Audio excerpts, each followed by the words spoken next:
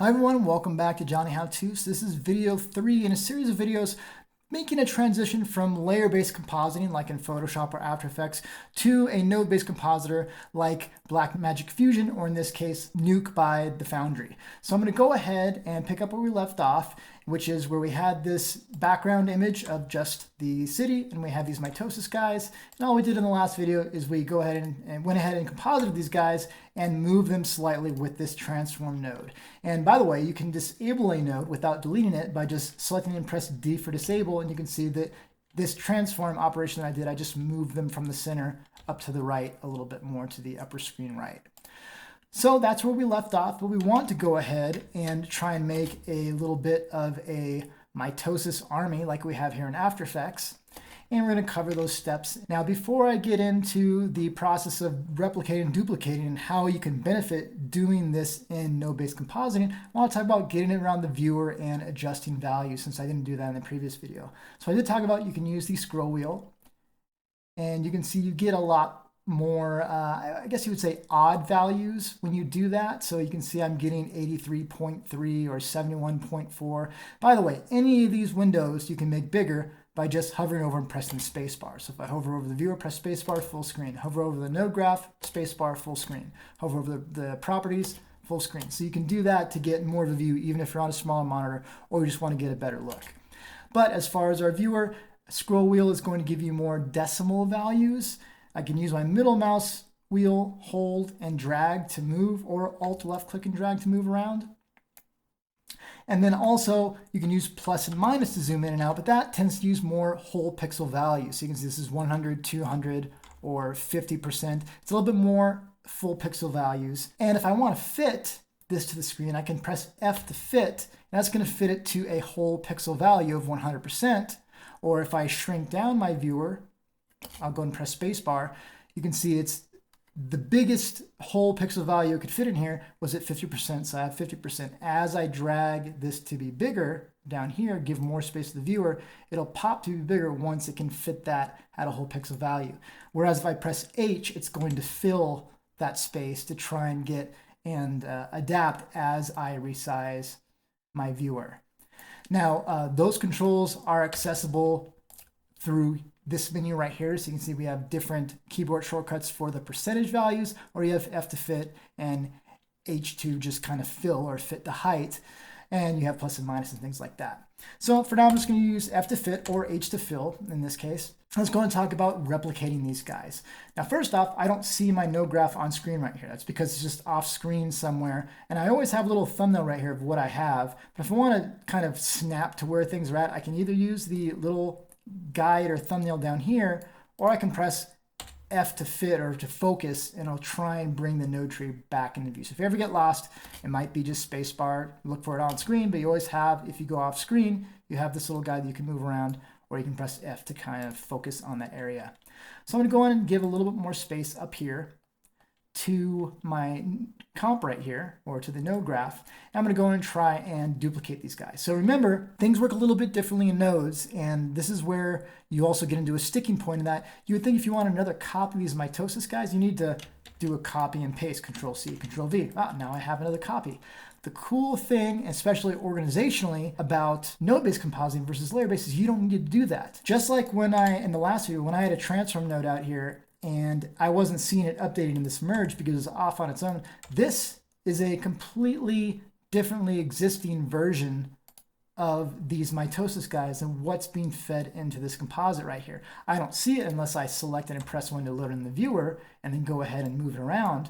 But these are existing all on their own, whereas this is a different instance in space. So what I mean by that, or the point I'm trying to make with this, I'll select this and press 1.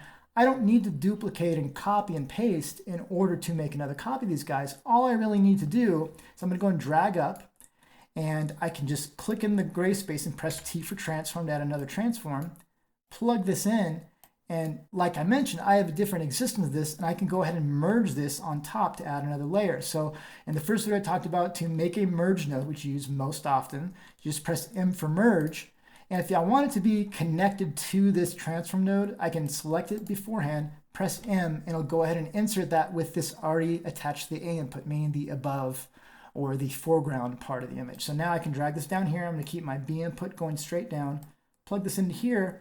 So now what do I have? So I have my towers, I have my initial mitosis guys that I've moved, and I'm just pressing 1 to update on these nodes. I have them merge over the background, and now I have this different selection of these guys that I have a transform node plugged into, piped into. I don't have these numbers changed, but then I also have this plugged into this second merge node. If I press 1 on this, now I say I have another existing version of these guys out here. This one's moved up slightly to here, and these guys are just in the center right now, but if I double click on these transform controls, I can go ahead and I'll zoom out with my scroll wheel a little bit, Alt left click and drag, and I'll move these guys as well. And let me go ahead and address why the transform controls are appearing way up here. Now, there are default settings for a composition inside of Nuke, and those are done in the settings. So I'm going to go ahead and just hover over the gray area here and just press S for settings. You can get to that to the menu, but you change these often enough that just S for settings is good. And you can see the default, or in After Effects, the equivalent would be the composition settings. So Control K for composition settings. Right now, the composition settings in After Effects are 768 by 576. It was based off the footage when I created the composition. But for my composite inside of Nuke, the default always defaults to 2K Super 35, which is 2048 by 1556. And any nodes you create, like the transform node, if you've selected them and have them just create off in the comp, they default to that size. So if I zoom out, this is the dead center of a, what was it again that I said? It was if I was making a 2048 by 1556 composite, that would be the center of that rectangle. So if I want to create a transform node and have it automatically be in the center of that, one way I can do that is go ahead and adjust my settings. So I know that my composite, in this case, I want it to be 768 by 576 because that's the size of my background. I go ahead and for my full-size format, you have all these presets, but then at the bottom, anything that you've added to your composition is added as extras down here. They just don't have a name next to them. So I can see 768 by 576. Go ahead and click on that. That doesn't change any nodes that I've already created. So it's not going to change the center point for this transform right here. But if I create a new transform and double click it, you can see that the controls are in the middle here. And one other thing about the interface that I forgot to mention, I'm mentioning these organically as I'm thinking of them and I see them on screen, is that you can have almost an unlimited amount of properties for the different things in Nuke on screen at once or display in the properties bin. I find that to be very confusing because you start to have, like right now, just at a glance, which transform is this controlling? I have transform 2 here and transform 3. Which one is which? I find it a lot easier to limit this to 1 or 2 bins, and you adjust this up here. So if I just do 1, whatever I double click is going to be the only thing that I see properties for ever. If I put this on 10 and I double click on here, I double click on here, double click on here, double click on here, double click on here, I can scroll down and see the properties for all these nodes that I have selected. Again, maybe you want to have these, but I find that to get overwhelming after a while. So I'm just going to select this, press 2, and I'll keep it to 2. But if, say, for instance, I have 2 transform nodes up right now, I can go ahead and just select this little down arrow, and that will collapse whatever one I've selected. It also hides the on-screen controls. It still has it selected here where I can get to it really quickly, but it just doesn't show the on-screen controls. Another way, and honestly what I probably use more often though, is just to exit out. Remember, you're not losing anything or deleting anything. You just double click to bring whatever you want back in. So with all that mentioned about the interface, let's go ahead and get into making our mitosis army, and we'll refine it in the next video after this. So you can see right here, I already have 2 transforms for these guys in different spots. I'll go ahead and branch off one more. And I'll go ahead and press, with this select, I'll press M for merge. When I'm putting this A above and the B below, and I'll go ahead and press 1 to view this, and now I have my third set of these guys. And notice the way these are layered. Remember, since I'm going from back to front, these get put on the background first, then these guys, the second instance, if they were moved, would be on top of these guys, and then these guys are in the forefront closest to the camera. And I could just go ahead and keep branching off transforms and adding more and more. But one spot where this is kind of neat and where you can really save some time is if I go ahead and say before I merge these together on the background, I just merge these separately. So I'm changing my composition, and you don't have to do this. But let's just say instead of doing it that way, where I put them on the background initially, I'm going to go ahead and merge these guys these guys together first. So let's say A above, B below.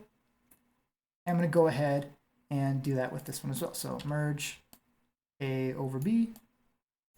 And what I have right now is basically just the mitosis guys all on their own. And now I can go ahead and merge them on top of the background image. The reason I'm doing this, I mean, from a visual standpoint, there's no difference in this versus the previous video. But what this does is it makes it a little bit easier. If I wanted to duplicate these guys a lot more quickly, I can branch off a transform right here, plug this into the merge right here, which is, again, all these mitosis guys on their own. And then I can go ahead and merge this on top of my previous result. And hopefully this is not getting too confusing, but we'll walk through before we finish this video what this is actually doing. So if I go and view this right now, it's no different. But if I double click on this transform right here and offset it, you can see what I've done is I've basically, almost like an assembly line, I've taken these guys and just duplicated them and nudged them over a little bit. Remember, since this is a different instance that's leading to this merge than what's leading from this transform to this merge, these guys are two different sets. So this is a really nice thing about node-based compositing. You can create groups and duplicate them very quickly in this way, instead of having to keep duplicating more and more layers inside of, say, After Effects, where I just have to keep selecting this and Control-D, Control-D, Control-D, Control-D, and creating more and more and more. But the best part about this is if I want to, say, blur this set of mitosis guys, and I haven't talked about blur yet, but the keyboard shortcut, I select what I want to blur, which is this set of these guys. I'll do the guys here. I'll press B for blur with nothing selected. I'll drag it onto this pipe right here in between this first merge of mitosis guys as the first set that go in the background. If I double click here and I see my blur amount and I up the size, I can see I'm blurring all these guys together, but I'm not blurring these guys right here. So I'm going to have my first set blurred in the background. I'll have my second set somewhat in front. They'll be on top, not blurred. But the nice thing is I've only had to do one blur for all three of these different instances. Whereas in After Effects, I would have had to add a blur effect to every single one. So blur and sharpen, or I'll just go and do a search. So I'll just go ahead and do effects and presets. Let's do Gaussian blur, double click. And I can go ahead and blur this guy, and you can see I'm blurring these guys here. But if I wanted to do that on every single one, I'd have to copy and paste this effect onto every single version of the mitosis guys that I wanted to have that happen on, and that just keeps stacking up processing. So this video is running a little bit longer than what I want. Basically what's happening here is this is creating a much more efficient processing way if you want to adjust or affect very certain particular parts of your node tree. So with that, I'm going to go and cut this video off here, and I'll see you in the next one in this series.